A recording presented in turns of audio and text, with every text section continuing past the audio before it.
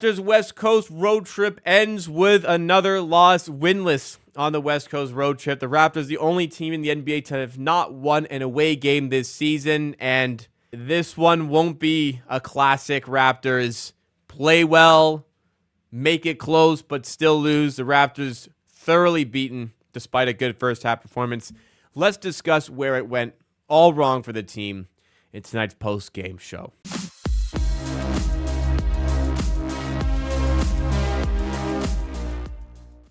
And if you enjoy what you see from the content here, make sure you do hit that like button and subscribe because we do content like this for virtually every Raptors game. Don't miss out. Join the Amateur Hour Army today. But it's a bit of a sad one here. The Raptors lose 123 to 103. In a way, the scoreline doesn't accurately reflect how the Raptors played. They were up 10 points. 58-48 at one point. They were up 64-55 at one point. With 40 seconds to go in the first half, they were up by 8. And then the Lakers hit back-to-back threes in the last 40 seconds to make it a 2-point game. But the Raptors still wanted to run to start the third. And that's when the Lakers defense really locked in. They really kicked into gear. And the Raptors had no answer. They're dealing with injuries. It's the last leg of a road trip. People are gassed. And in a game where you're playing against a good defense like the Lakers, you need your top guys to carve out openings for your team. And unfortunately, it was just a bad night from both R.J. Barrett and Emmanuel Quickley. Look, it happens. You can't play really well every single night. We've had some great nights out of Barrett. We had a great night yesterday out of Quickley. Today was just not one of those days. And the Raptors, as a result, like I said, just had no answer. And when the Lakers defense kicked into gear, they got the crowd on their side. Their offense followed suit. An incredible 19 points, 16 assists, 10 rebound, triple-double from LeBron James helped seal the fate of the Raptors, who honestly gave up a little bit late in this game, which is not a common trait of this team. It's something I've admired from Darko Rajakovic as a coach. This team is bought in on continuing to work hard and continuing to try and win despite all the issues. And the 2-9 start has them in a tough spot, but for so much of the season they've played well and just not gotten the wins. Today they had a really good 2.5 quarters, so I think there are still positives to take away overall. But here's where it went down. R.J. Barrett goes 5 of 15 for 18 points. Like 18 points, 7 rebounds, 4 assists is nice, but he's minus 24. He's 5 of 15. He's 1 of 7 on 3. Just not his night here. Emmanuel Quickley, 12 points. 4 of 15 shooting, 1 of 4 from 3, 4 assists.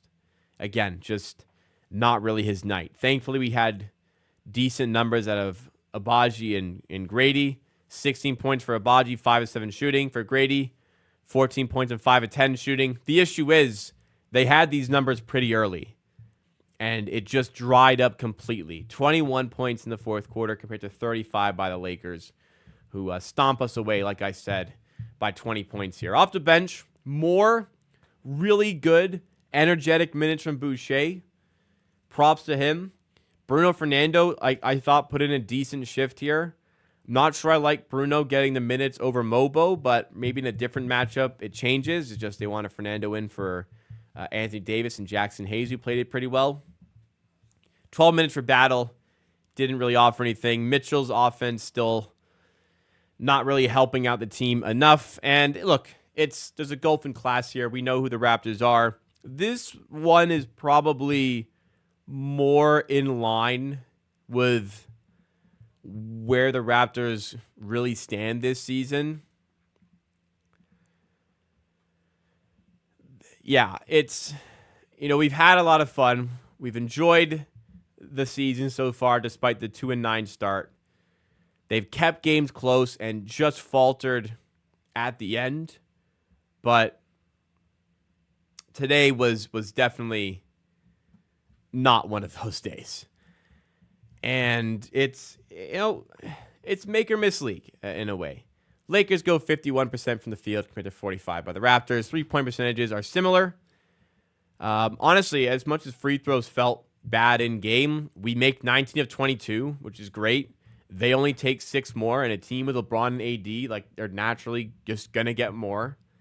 We out-rebounded them But, oh, Jesus. I didn't even take this in. That's the game. 18 turnovers for the Raptors. 18. 5 by the Lakers. Wow. That's the game right there. 18 turnovers.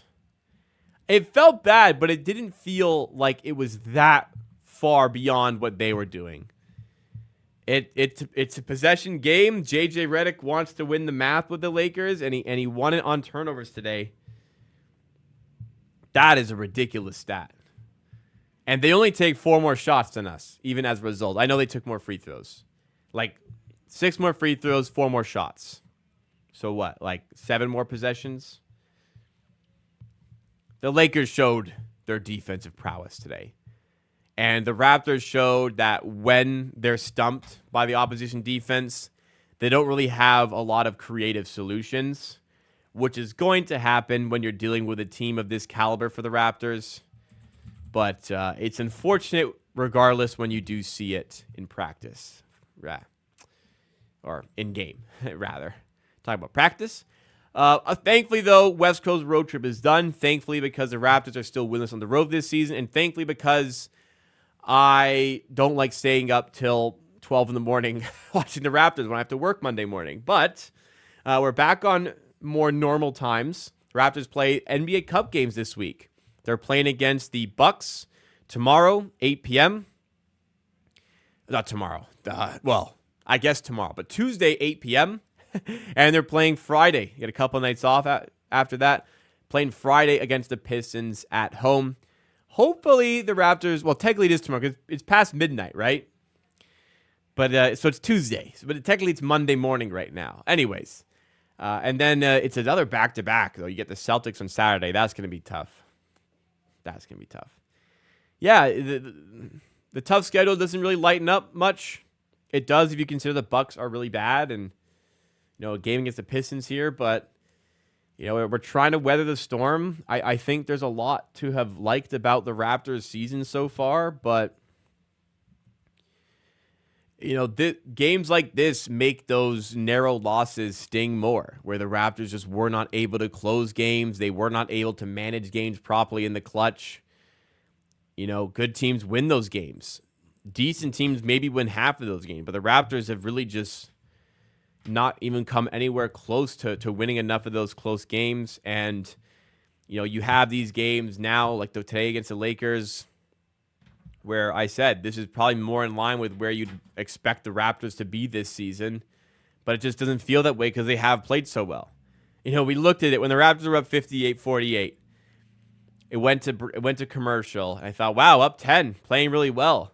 In my head, I'm like, how are they going to find a way to lose this one? And chat kind of agreed, and we looked at the betting odds. Even though the Raptors were up by 10, they were still underdogs. And the Lakers are still favored to win. That's the current state of the Raptors. It is what it is. We'll roll with it. We'll enjoy the vibes when they come. But today, honestly, as bad as it is losing by 20, there was still some positives for the Raptors to take away. So in the end, Raptors fans, we move on to the next one. If you enjoyed today, what you saw from the content, smash that like button and subscribe for more just like it, as we have for virtually every Raptors game on the channel. Join the Amateur Hour Army today.